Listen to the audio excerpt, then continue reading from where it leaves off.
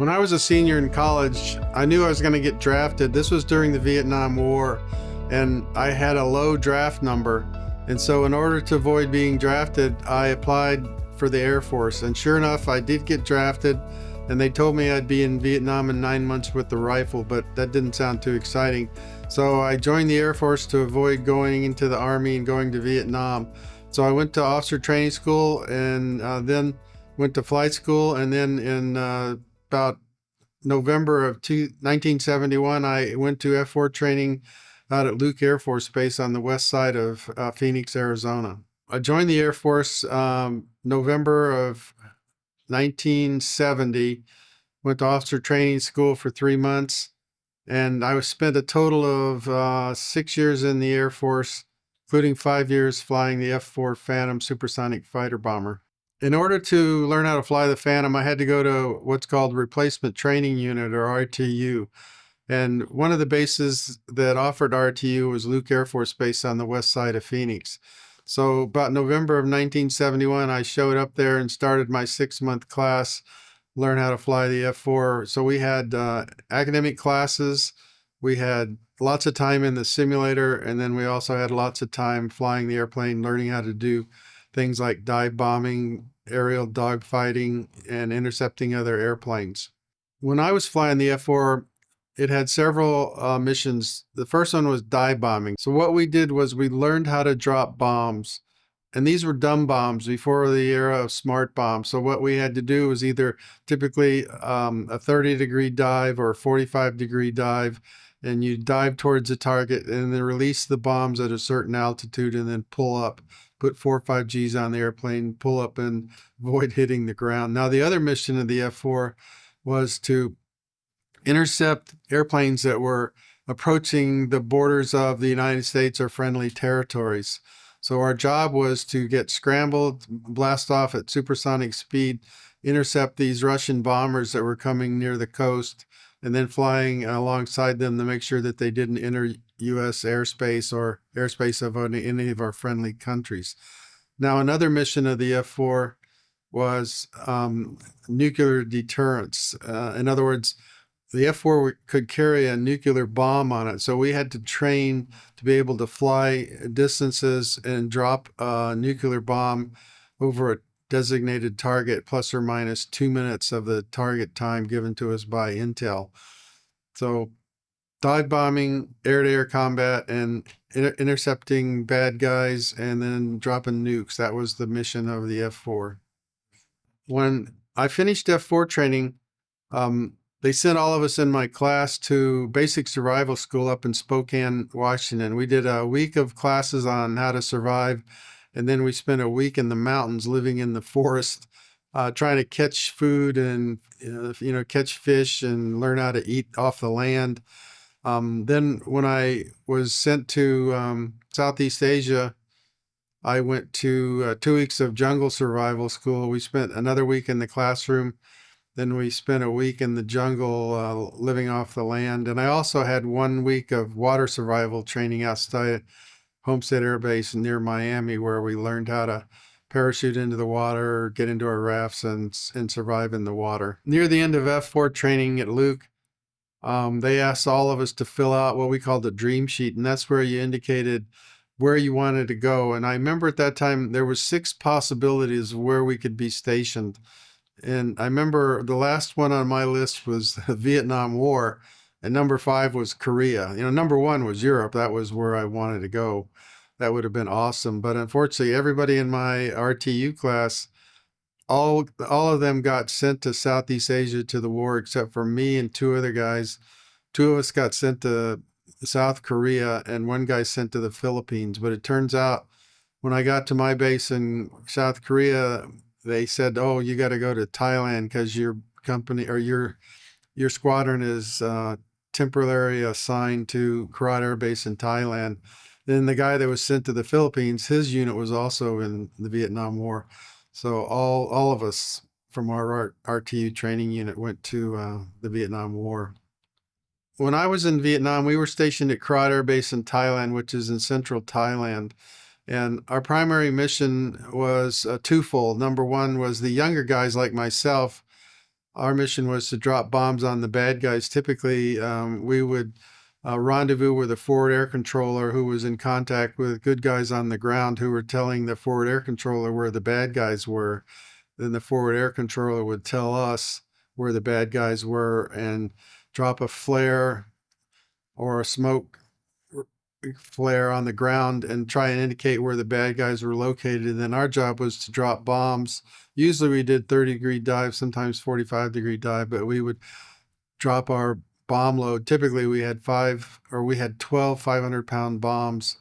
And so 2 F-4s in a flight, and we'd each drop a total of 24 bombs on the bad guys. And then I flew mostly night missions, so after I dropped all my bombs, we'd go to Da Nang Air Base and rearm and refuel, get 24 more 500-pound bombs, and then do the same thing in reverse and go back to our base in Thailand. Now, the other half of my squadron was more senior pilots, and we had 7 guys that were graduates of the Air Force Fighter Weapons School, which is the equivalent to the Navy's Top Gun School.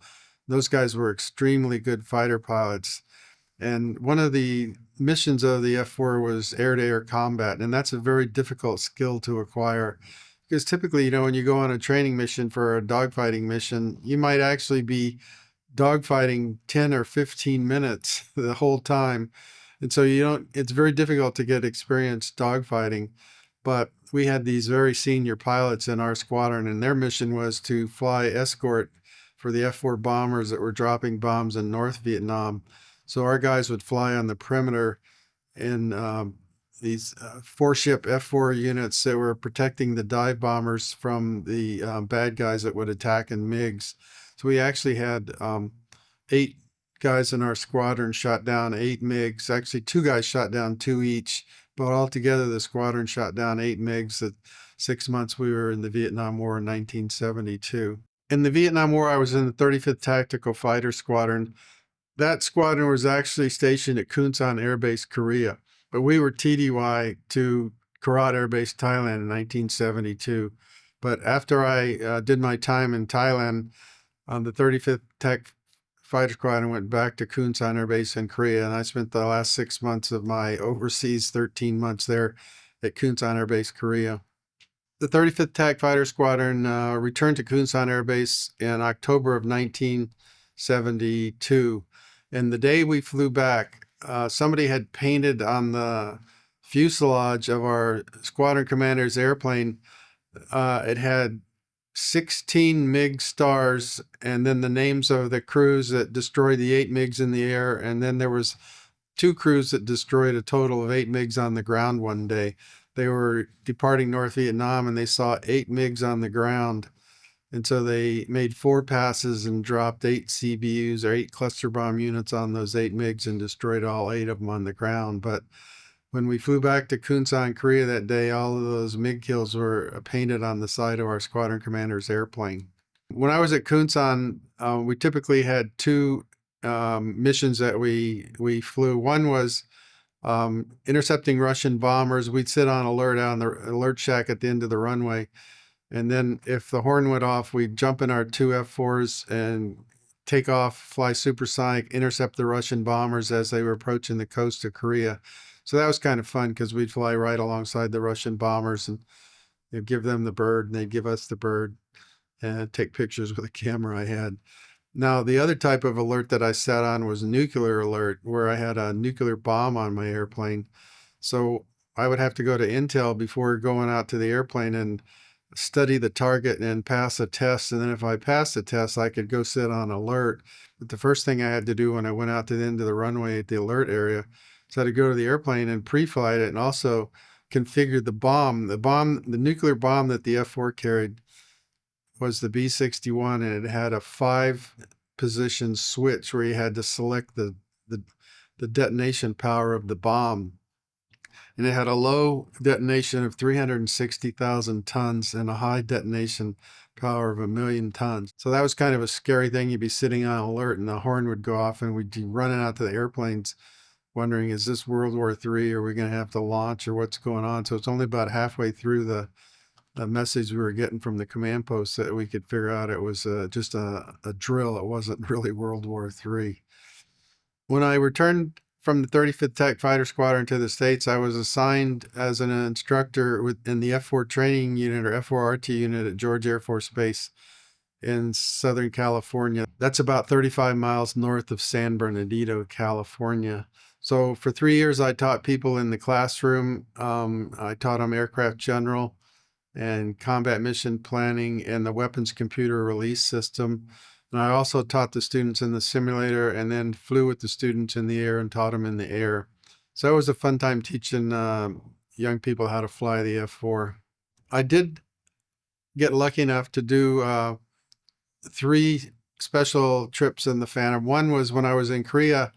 I had to go to Taiwan and deliver an airplane to this facility in the Taiwan that did heavy maintenance on the F-4. So they basically took it completely apart and then fixed everything, put it back together again. So that was a fun trip, flying to Taiwan, spending a few days in Taipei, and then going back to Korea. We also used to go to Yokota Air Base outside of Tokyo when I was stationed in Korea. We'd go to Yokota and, have fun doing some sightseeing in Tokyo. But when I was an instructor at the F-4 George Air Force Base, Southern California, 2 times I was selected to go with several other people, and we went to the factory in St. Louis, the McDonnell Douglas factory, where we picked up brand new F-4s, and we flew them first to South Carolina, and then across the Atlantic to Madrid, on an air base outside Madrid called Torrejon. And then we left Torrejon and flew across the Mediterranean, then north across Turkey, and then east into Iran. So twice I delivered brand new airplanes from the factory to the Shah of Iran back in 74, 75. So those are fun trips. I was really lucky to have flown the F-4. I was kind of obsessed with flying when I was growing up, although probably would have never done it if I hadn't have been drafted. But it was a wonderful experience. I mean, I didn't like being in combat, and I didn't like people shooting at me. But just flying the airplane is a whole lot of fun, especially when you're doing things like flying formation. We typically would fly 2 airplanes in formation or 4 airplanes in formation. So there's nothing like, flying with 4 airplanes in formation with your wingtips 10 feet apart and doing maneuvers and things like that. One of my favorite things to do was to make formation takeoffs, where we have 4 airplanes lined up on the runway, and then 1 and 2 would take off side by side, and then 20 seconds later 3 and 4 would take off side by side, and then all 4 airplanes would join up right after takeoff. So that was a really fun thing to do. But those were the fun things, flying low level, being 100 feet off the ground, going 500 knots, nothing like that. Can't really explain that experience, but it's really a lot of fun.